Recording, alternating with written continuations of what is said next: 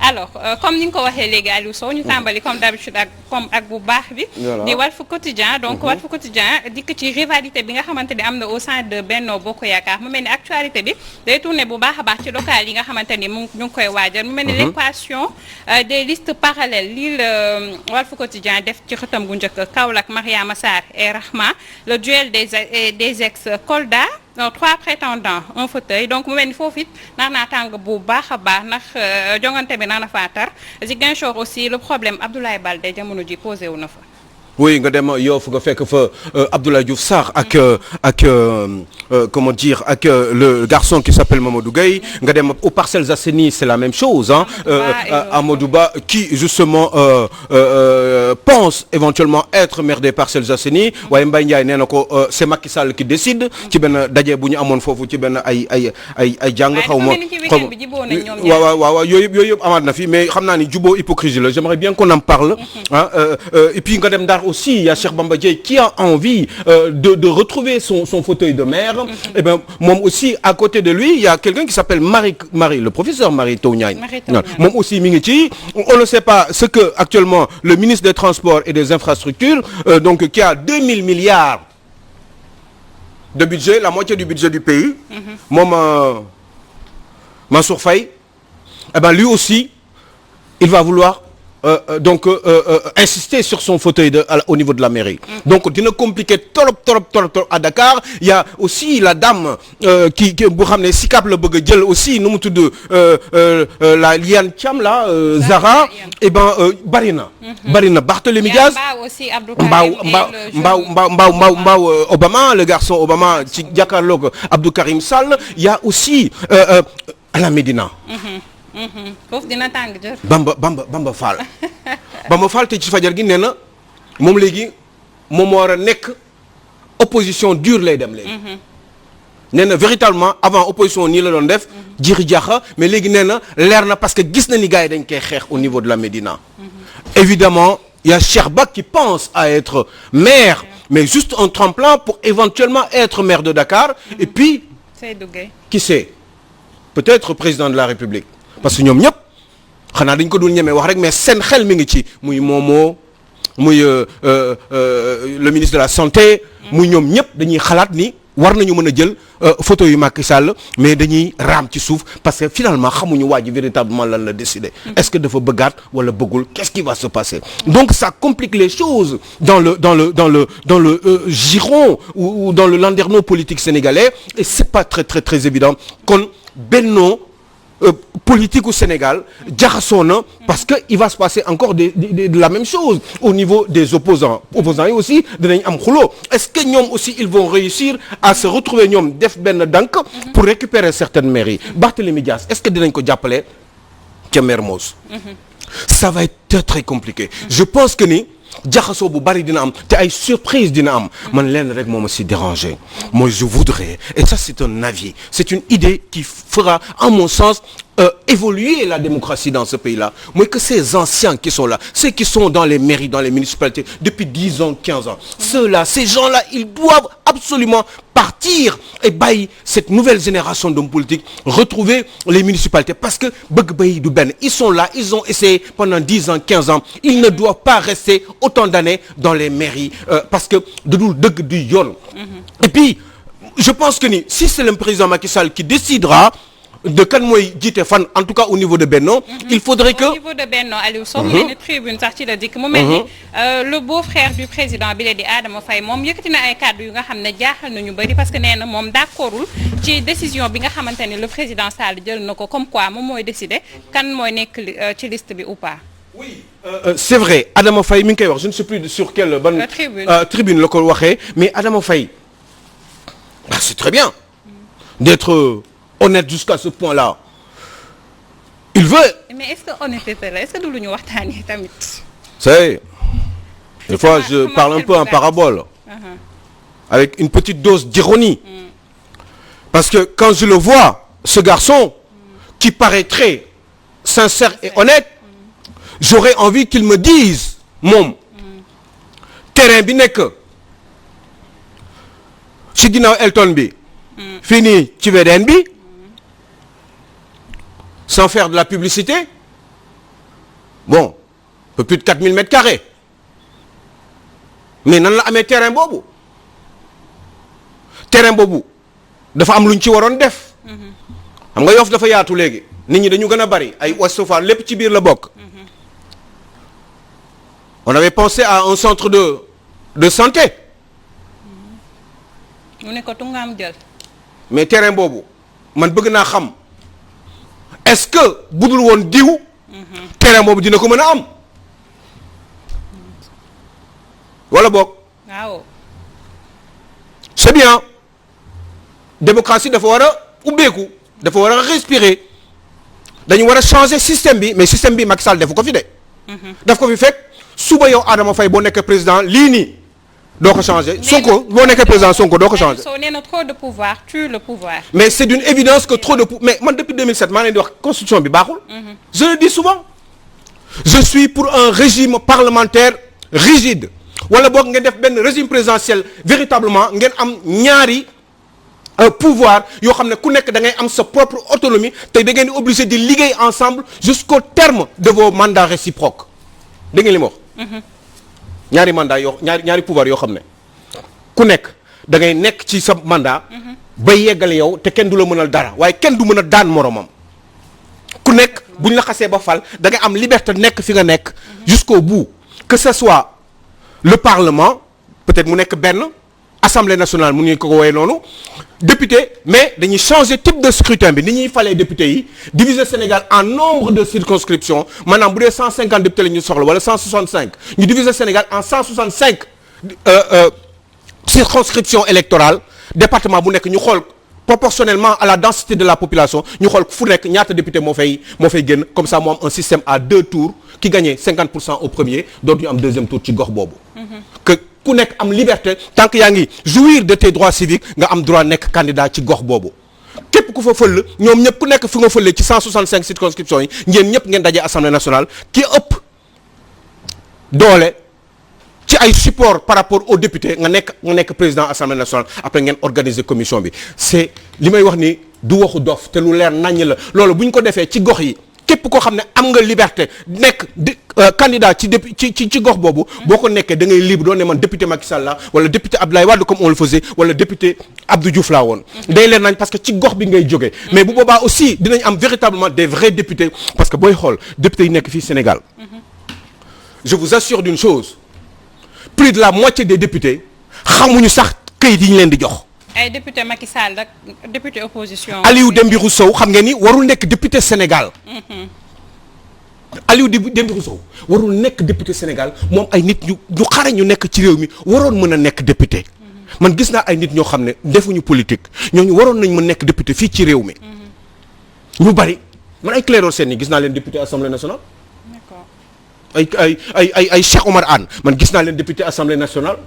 man ay nit ñu bari ñu nekk ci réew mi. du ñu samay xaritan mais dama leen di suivre gis naa li ñuy def ci réew mi y a des gens dans ce pays là moi je trouve que Birahim Seck waroon na nekk député à l'Assemblée nationale. D'accord. xam nga donc il faut organiser tout ça donc c'est normal li nga wax yëpp Adama xam nañ ko. mais sa goro fii la ko fekk.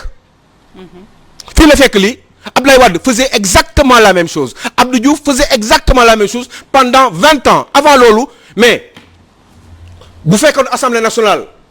doxalin bi ak pouvoir exécutif bi amul doole ci réew mi depuis bi Sénégal indépendant yi ba tey kon Senghor du tëj Mamadou Dia. Senghor bi muy tëj Mamadou Dia c'est avec le complot la complicité de l'Assemblée nationale moment boobu pendant que Mamadou Dia était président de conseil mooy équivalent premier ministre. ñu fexe ba taxal ko tam ko dëmm ne ko yow mii Mamadou Dia yow da nga bëgg coup d'état Senghor tëj ko fukki at ba ay bëtam yàqu dans les geôles de Kédougou. Ce pays est un pays injuste mais ba léegi nee nañu ñoom duñ ko changer te système bii may gis ni du système bii mooy changer réew mi. changement boobu sax Aliou Sow mu mel ni laas dikk na ci ndax njiital réew mi Macky Sall daan nay àddu jëmale ci homosexualité ndax nee na xel xalaatul jamono ji ci Sénégal ñu légaliser fii li nga xamante ni moo di homosexualité mu mel ni nekk na ay kàddu yu nga xamante ni ñëpp ñu ngi ko doon xaar mais à travers aussi propos yi mu yëkkati am na ay controverses yu nga xamante ni certains nemmeeku nañ ko ci. C'est vrai il avait parlé ci France 24 ni Sénégal parewuñu le président de la République parewuñu pour dugg ci homosexuel mais c'est une manière diplomatique de parler aux Européens parce que façon bu nekk dafa am nu ñuy waxee. waaye ci biir réew mi leeral na lépp waaye mënoo ñëw taxaw ci ay tubaab di wax ak ñoom yooyu alors que yaa ngi traité ak ñoom te naa leen wax dara nag nguur dafa am réalité. mais Aliou Sow lii en wolof la ko wax wala en français. ben en français lañ ko traduire. waaw mais en wolof la ko wax. waaye Sénégalais loolu lañ demandé à ce que mu taxaw wax ko en français. mais lim ko non. lu lekk ko ni international ak national yëpp dinañ dégg li muy wax. mais xam nga lii traduire nañ ko. kon ça revient au même puisque international aussi ñoom it àdduna bi. dañuy suivre dëkk bu nekk nan lañ fay def. homme d'affaires yeeg homosexuels yeeg borom alal yi dëkk bu nekk nu muy fonctionner dafa am ñoo xam ne ñoo leen di liggéeyal exprès ci seen communication di leen wax béréb sàngam lii moo fa xew selon nit ki ay intérêt chef d'entreprise boobu bu dee borom alal la nekk multimilliardaire am ay influence ci àdduna bi ci président yi. kooku buñ ko waxee lii la diw bind moom dina ci xam dara dina xam ndax fii war na fi mën a dugal xaalisam wala déet. ndax war na mën a influencer au niveau du Fonds monétaire international pour que Sénégal ñu takk biiram. et cetera donc ça existe parce que y a des homosexuels ci homosexuels ñuy diriger àdduna bi. moo fi bëri sax. am na moo tax bon quand on parle il faut qu'on soit réaliste et qu'on réfléchisse ba pare ñu yar suñuy doom yi. ba nga xam ne lii du mën a nekk seen xel te pour yar leen il faut ñu commencer par être juste dans la pauvreté ci santé ñu juste fa. ci éducation ñu juste fa ci doxalin ci dundin ci liggéey dans l'emploi ñu juste foofu ci séddale alalu réew mi ñu juste fa qu'on fasse une bonne classe moyenne. Aliou Sow loolu bu ñu ko defee. ñu juste ba pare baax généreux partager li ñu yor boobaa dañu mën a yar suñu ndaw yi. mais duñ ko criminaliser une bonne fois. mais buñ ko criminaliser nañu criminaliser taalibe nañu criminaliser képp koo xam ne da nga nekk ci nguur. sàcc alalu réew mi wala di yor yenn xaalis yi yenn moyens yi ñu bu ñu xoolee xaalis bi xam ne yow mii sa salaire mënul la kii nañ la criminaliser parce que yow xaalis boobu nga jël yow Salma Ibrahima Fall. xaalis boobu nga jël lekk ko yow parce que juste da nga am droit de signature xaalis boobu waroon dugg ci impôt yi ñu war ko séddale askan bi faj ci ay doomu aadama xaalis boobu nga jël kooku c'est un crime parce que am na ñoo xam ne feebar nañu parce que dañu dee parce que kenn mënu leen faj. ñooñu ci réew mi la ñu bokk juddu bi benn la bu boobaa yow ci sa bopp yow jëfin boobu nga def noonu dañ la war a criminaliser yow li ñu war a sànq ci homosexuel bi ñu def ko keneen je te dis une chose. tu sais mais homosexualité aussi. non dama ne xam nga man lan laa yemale man. homosexualité ak taalibe bi ñu sànni ci mbedd man ñoom laa yemale. dëgg la je veux dire bu ñu bàyyi benn mais lépp li nga xam ne nécessité la te farata la. moo tax ma ne ñu war ko yóbbu assemblée. waaw ñu yóbbu ko fa une bonne fois. mais avant loolu sax mais manifestation yi def weer bi y a un mois on a fait une manifestation sur les homosexuels nañu def manifestation léegi nañ ñëpp dajaloo def manifestation ci pour taalibe yi ci mbedd mi. ak les gens qui crèvent là daal ñi nga xam ne dañu xiif wala ñi nga xam ne dem leen hôpital Dantec léegi ngeen xool am na ñoo xam ne ñi ngi ci buntu bi dañuy xaar ku leen dajaleel pour ñu jënd ay ordonnance pour mën a dugg ci biir parce que ñi ngi leen di xaar parce que médecin bi mu ñëwee médecin nee na ko demal jënd ko xam nga hôpital Dantec am na benn pharmacie en face dañ leen demal nga jënd garab bi boo ñëwee nga rang moom bu demee jënd garab bi du gaaw a duggaat ci biir hôpital bi parce que xam nga lu tax parce que mi ngi xool jéem a taxaw ak musóoram bu furi parce que sonn na jaaxle na xamul lu muy def ku ko mën a mottalil garabam pour mu mën a duggaat pour mu mën a faju wala faja doomam bi nga xam ne ñu ngi ko tëral ci buntu hôpital wala buntu ci suuf ba parce que amul fu mu tëdd yooyu pourquoi duñu si def ay manifestations aller faire des manifestations weer bu nekk def leen manifestation bu boobaa man bokk naa mais se manifester juste comme ça juste pour l'homosexualité moi ça m'écoeure parce que y a des homosexualités injustice la moitié des homosexuels ne sont pas des vrais homosexuels genn wàll homosexuel xam nga lan lañ c'est des vices parce que dañu soxla nekk ci biir mbir mi am xaalis li jël ci leen réew mi ba pare ba justice sociale am li ngeen di war a dajale ngeen dajale ko li ngeen war a lekk ngeen lekk ko ñi war a lekk Sénégal ñëpp ñiy xiif ñu jox leen ñu lekk ñu naan suuf yi ñuy séddale di ko jox n'importe qui suuf yooyu ñu équilibré ko yokk mbay mi développer agriculture bi développer yàpp beeg ceeb bi ñëpp lekk ba suur di faju di jàng école xale yi màgg ñu sentir injustice am na fa bu ñu sentir ne injustice am na fa rek vous allez voir problème homosexuel bi dinañ ko lijjanti par force parce que day fekk ñu am suñu propre autonomie ndax ñun mëtle wuñu chaque année ñu demandé ndimbal bitim réew lijjanti leen problème mu taalibe yi ba pare ngeen doog a wax leneen ana taalibe yi doon def ay manifestation ci taalibe yi doon def ay manifestation c'est les gens qui sont pauvres wala ñi di mais am y a des gens qui ont le cancer là ak xale jigéen ñi am ay fibrome ak yooyu mais est-ce que xam nga kenn mënu leen faj am ñoo xam ne ay 30 ans la ñuy dee amuñu doom amuñu dara Aliou Sow je me dis dans si dëkk bi ku nekk ak sa rôle ku nekk ak solo par exemple association des consomméristes tey jii waroon nañu jóg ñoom aussi def ay marche ci inflation ci prix ci ndundin bi nga xam ne dafa yokku ceeb yokku na diwlin yokku na leneen ak leneen yokku na ñoom je me dis loolu seen rôle la ñu jugoon tey def marche wala ñaawtu doxalin yooyu nga xam ne amaana am na fi te état du Sénégal seetanti bu baax a baax ñoom defuñu seen rôle mais à côté par exemple sàmm jikko yi ñoom loolu aussi je me dis seen rôle lañ ne def manifestation ku ci nekk ak li la war mais je suis pas d'accord avec toi benn groupe rek mënul def liggéey bi non mais benn rôle moo war a am ci réew mi rôle mooy la justice ak fu mu mënti doon justice sociale justice sanitaire justice su liggéey justice su nit être humain retrouver sa dignité benn xeex la xeex boobu bu amee ba ñëpp juste ba am na yoo xam ne kenn du ko xalaat a def juste un combat pour l'égalité de traitement de l'être humain du sénégalais point. man je trouve que loolu problème boobu ba léegi ñu ngi koy xeex ba léegi ñu ngi xeex dundin bi ba léegi ñu ngi xeex cherté de la vie ba léegi boo dégloo journal di nga gis ni dinañ dugal ay éléments yoo xam ni ku ci nekk mi ngi ciy wax mais instant bi pourquoi homosexualité c'est parce que contexte bi ñu nekk nii la c'est normal que nit ñi wax ko parce que dañuy naan lii raam ci ñag bi la jëm et puis pression politique bi am ci yeneen pays étrangers yi ñëw bëgg koo exiger fii loolu la aada sàmm jikko yi c'est normal c'est très normal parce que sàmm jikko ñoom loolu mooy kii bi responsable sociétal la pour culture dëkk bi ak suñu stabilité réew je suis d'accord donc c'est sur le contexte là que mais non dama ne contexte Sénégal contexte la depuis 20 ans 30 ans yii nii il fallait s'y attendre lii xew nii il fallait s'y attendre tant qu'il y a la pauvreté nit ñi dañuy yomb nax tant que nit dafa sonn nit bu sonnee manipuler ko day yomb ci àdduna bi mais est-ce que gëm sa bopp Aliou Sow jotul gëm sa bopp xam nga la may gëm sa bopp depuis 40 50 ans non gëm sa bopp c'est-à-dire bu ma gëmee sama bopp man pauvre naa aw ma dara mais dinaa fighting jaay def lu ma mën ba ëllëg ma génn ci pauvreté bi génn ci samay waajur mais du ma jaay sama ngor mais Salma pourquoi du ñu def xeex contre le proxénétisme wala xeex contre la prostitution au Sénégal yooyu yëpp si la bokk. mais façon mais pourquoi mais loolu yëpp c'est parce que problème mu pauvreté la. c'est parce que ndaw si am na doom sëy na tas na amul lu mu dundalee doomam déglu ma rek. ci injustice déglu ma wax la. Aliou Sow. déglu ma wax la Sénégal dañuy wax yàlla dañ ko mu xaar dina ci def déglu ma wax la. waaye am na ñoo xam ne dañuy xëy suba ba guddi jot Aliou Sow duñu lekk duñu naan mais dañuy gëm seen bopp. waaw dëgg la mais gis nga biir